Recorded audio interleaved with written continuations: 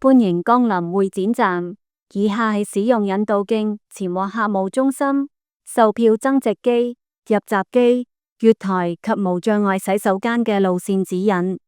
如要前往客務中心，請於閣下現時身處位置後轉，沿引導徑前行至第一個分叉口左轉，然後一直前行至第5個分叉口右轉，再前行便可到達客務中心。如要前往售票增值機，請於閣下現時身處位置後轉，沿引導徑前行至第一個分叉口左轉，然後前行至第3個分叉口左轉，再一直前行，便可到達售票增值機。如要前往入閘機，請於閣下現時身處位置後轉，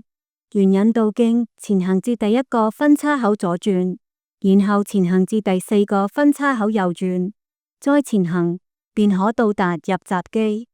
如選擇使用樓梯前往月台，請於入閘後，沿引導徑前行至第一個分叉口右轉，然後前行至第2個分叉口左轉，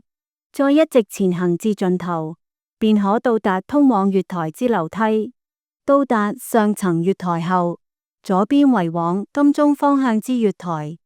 如要前往羅湖或落馬洲方向之月台，請於到達上層月台後，沿引導徑前行至第一個分叉口左轉，然後前行至第2個分叉口左轉，再一直前行至盡頭，便可到達通往下層月台之樓梯。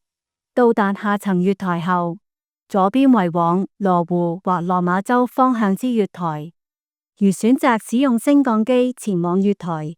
請於入閘後，沿引導徑前行至第一個分叉口左轉，然後一直前行至第4個分叉口右轉，再一直前行至盡頭，便可到達通往月台之升降機。到達上層月台後，右邊為往金鐘方向之月台。到達下層月台後，右邊為往羅湖或落馬洲方向之月台。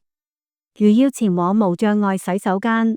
請於入閘後，沿引導徑前行至第一個分叉口左轉，然後一直前行，便可到達無障礙洗手間。